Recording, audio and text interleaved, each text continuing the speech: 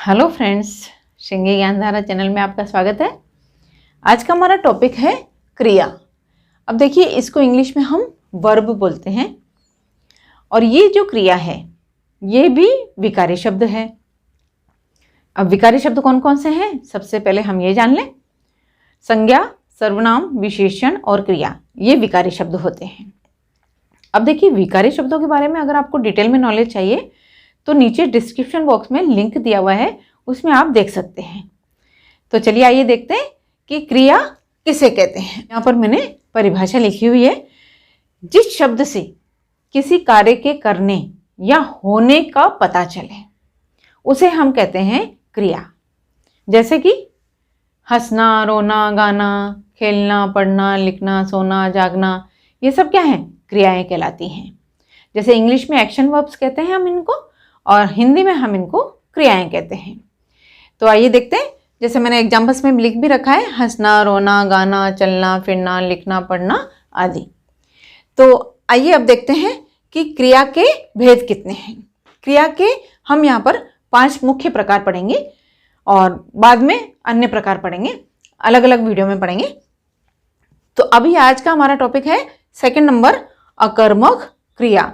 पहले वीडियो में हमने सकर्मक क्रिया पढ़ा था और अब हम पढ़ेंगे अकर्मक क्रिया। इसको इंग्लिश में हम इंट्रांजिटिव वर्ब बोलते हैं। और ये जो क्रिया है ये भी कर्म के आधार पर है।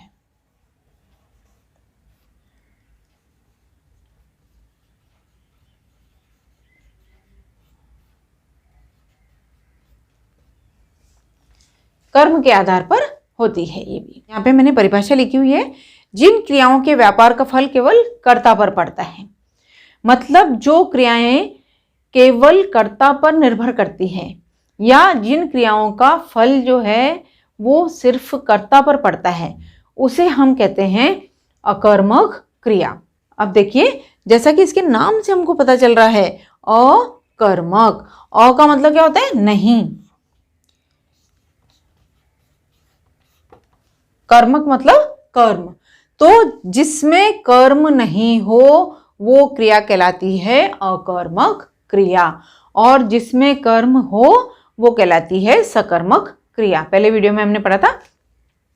तो आइए अब देखते हैं कि जिस क्रिया में व्यापार का फल जो है वो सिर्फ कर्ता पर पड़ता है, उसमें कर्म नहीं होता है, उसे हम कहते हैं अकर्मक क्रिया।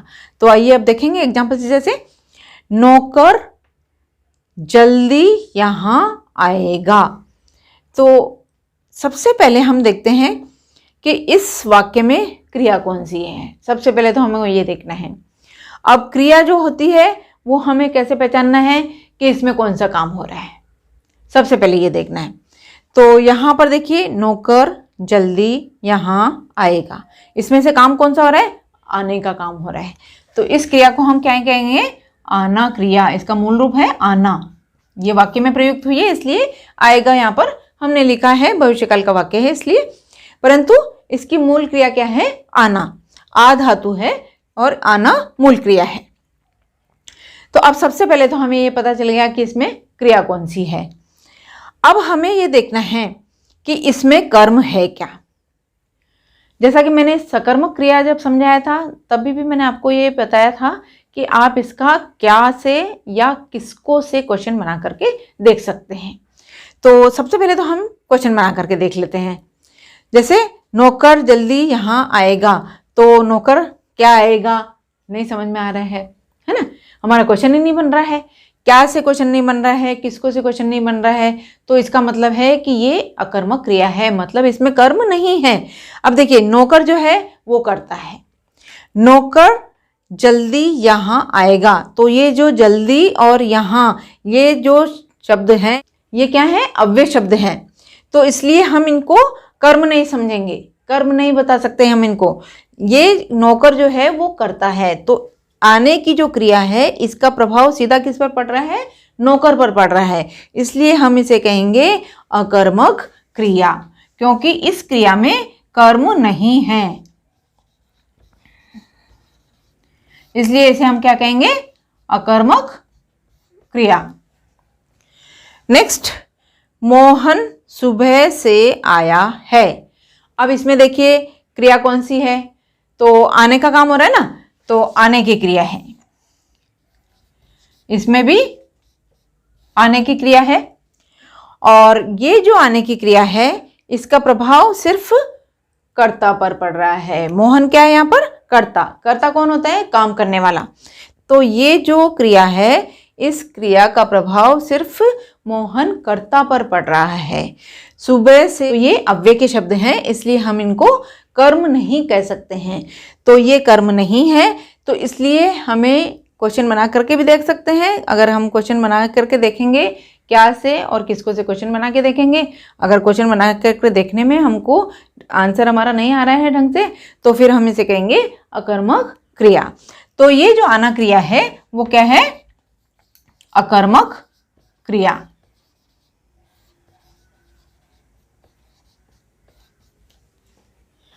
नेक्स्ट, मोर सुंदर नाचता है। अब देखिए इस वाक्य में नाचने की क्रिया हो रही है ना। तो सबसे पहले तो हम ये देख लेंगे कि इसमें कौन सा काम हो रहा है, तो हम कह देंगे कि नाचना क्रिया है इसमें।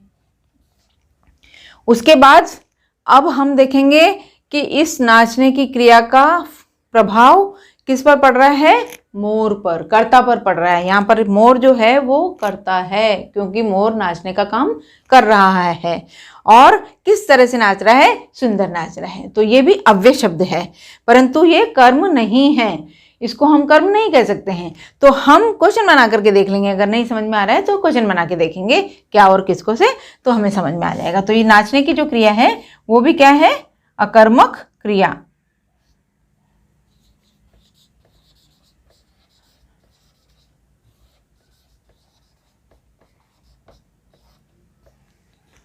अब नेक्स्ट, लड़का खिलखिलाकर हंसता है।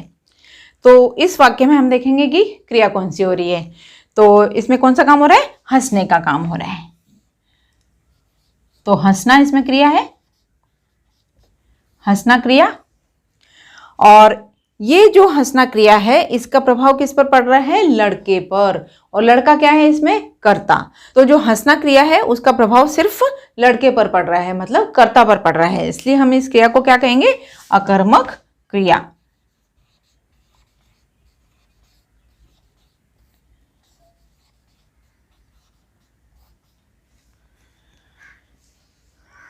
तो फ्रेंड्स अब आपको समझ में आ गए होंगे।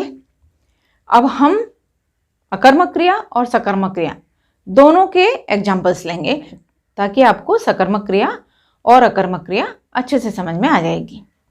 तो चलिए आइए देखते हैं। तो फ्रेंड्स आइए अब देखते हैं सकर्मक क्रिया और अकर्मक क्रिया के कुछ उदाहरण। अब देखिए एग्जाम्पल से समझेंगे हम। जैसे जादूगर जादू दिखाता है।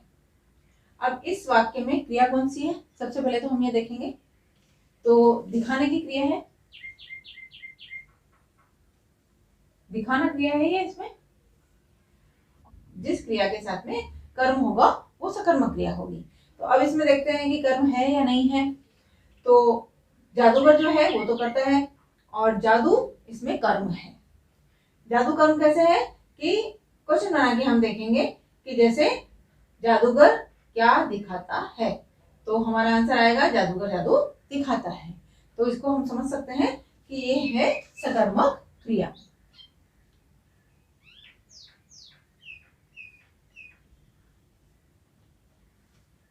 नेक्स्ट, सीमा आम खाती है।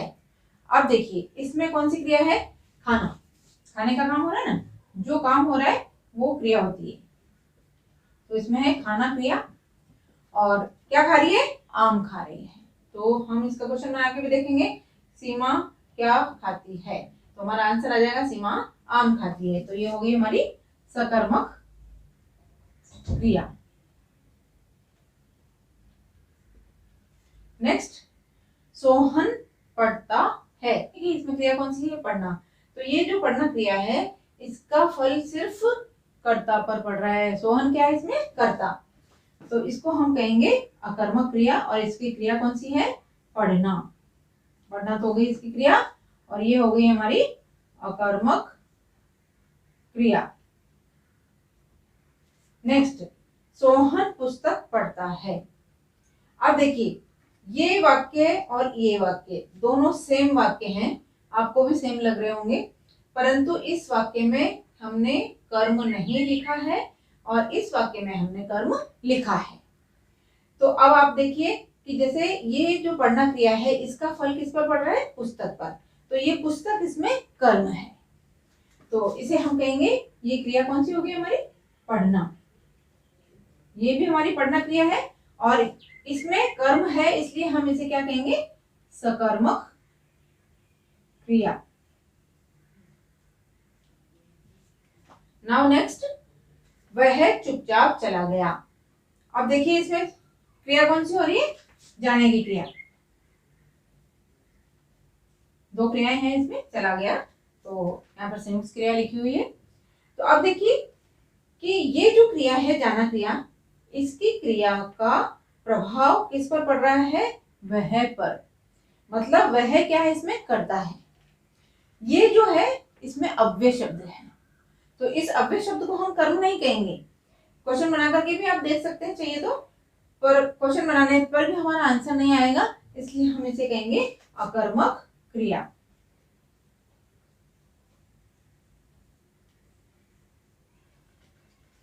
नाउ नेक्स्ट, बच्चा थक जाने पर सो गया। अब देखिए इसमें क्रिया कौन सी हो रही है? सोने की। सोना और जाना, दो क्रियाएं हैं हमारी इसमें। ये जो सो जाने की क्रिया है उसका प्रभाव सिर्फ बच्चे पर पड़ रहा है, तो ये जो बच्चा है ये इसमें क्या है? करता है, परंतु यहाँ पर कहीं भी कर्म नहीं है, तो इसे हम कहेंगे अकर्मक क्रिया।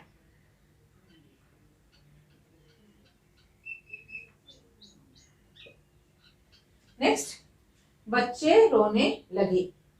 अब देखिए इसमें क्रिया कौन सी है? रोने लगने की, है ना?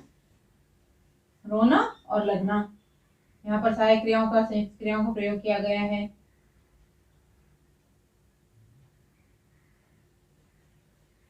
रोना, ये जो क्रियाएं हैं दोनों क्रियाएं जैसे हैं, तो सोना और लगना, इन दोनों क्रियाओं का प्रभाव किस पर पड़ रहा है? बच्चे पर। बच्चा क्या है इसमें? करता है, तो इसको हम क्या कहेंगे? अकर्मक क्रिया। नाउ नेक्स्ट, मालती सेब खा रही है। अब इसमें कौन सा काम हो रहा है? खाने का। खाना और रहना, ये दो क्रियाएं हैं इसमें। तो सेब खाने का काम जो हो रहा है वो किसके द्वारा हो रहा है? मालती के द्वारा, कर्ता के द्वारा। और क्या खाया जा रहा है? सेब। तो ये जो सेब है वो इसमें कर्म है। अगर नहीं समझ में आया है तो हम क्वेश्चन बना करके देख सकते हैं, ये इसमें कर्म है, इसलिए हम इसे क्या कहेंगे? सकर्मक क्रिया। नाउ नेक्स्ट, राम अभी टहलता है। अब देखिए इसमें क्रिया कौन सी हो रही है? टहलने की। टहलना क्रिया हो रही है और काम कौन कर रहा है टहलने का? राम। तो राम इसमें है कर्ता, और ये जो अभी है ये अव्यय शब्द है, इसलिए इसमें कहीं भी हमें कर्म नजर नहीं आ रहा है, इसलिए हम इसे कहेंगे अकर्मक क्रिया। नेक्स्ट, तुम पुस्तक पढ़ो। अब देखिए इसमें पढ़ने की क्रिया हो रही है, ये क्रिया कौन सी है? पढ़ना। पढ़ना तो है क्रिया, और तुम जो है वो इसमें क्या है? कर्ता, और पुस्तक जो है वो इसमें कर्म है। अब हम क्वेश्चन बना करके देख सकते हैं, तुम क्या पढ़ो या तुम किसको पढ़ो, तो क्वेश्चन का आंसर हमें आ जाएगा, इसलिए हम इसको कहेंगे सकर्मक क्रिया। ठीक है, तो फ्रेंड्स आज के लिए इतना ही, और जाते जाते मैं आपको एक बात और बता देती हूँ कि मैंने हर ग्रामर के टॉपिक से रिलेटेड टेस्ट सीरीज के वीडियो बनाए हैं, तो उससे आप घर में बैठ करके सेल्फ प्रैक्टिस कर सकते हैं। घर में बैठ करके आप सेल्फ प्रैक्टिस कीजिए, और अगर फिर भी उन ग्रामर के टॉपिक के टेस्ट सीरीज की वीडियो से आपको नहीं समझ में आता है तो जो भी उनसे रिलेटेड ग्रामर के टॉपिक हैं उनको आप देखिए, बार बार में देखने से आपको समझ में आ जाएगा और आप अच्छी तरह से प्रैक्टिस कर सकते हैं और बहुत अच्छे मार्क्स आप ले सकते हैं। तो फ्रेंड्स, मेरा ये वीडियो आपको कैसा लगा? अगर मेरा ये वीडियो आपको पसंद आया हो तो इसको लाइक कीजिए, शेयर कीजिए, सब्सक्राइब कीजिए और बेल आइकन को दबा दीजिए। अगले वीडियो में हम फिर मिलते हैं, तब तक के लिए बाय बाय।